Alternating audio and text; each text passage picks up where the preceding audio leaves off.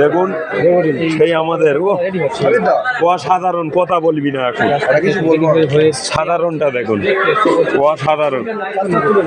লাগবে মোটামুটি কি হবে খালি ডেকজিটা দেখে নিন, অসাধারণ চাওয়াল, অসাধারণ চালে সব তুলে দেখে নাও। এইসব আমাদের খিদমতের সাথে, ঠিক আছে, অসাধারণ ভাত রান্না, অসাধারণ ব্যাপারে এখন ডাল ফাল দেখাচ্ছি না।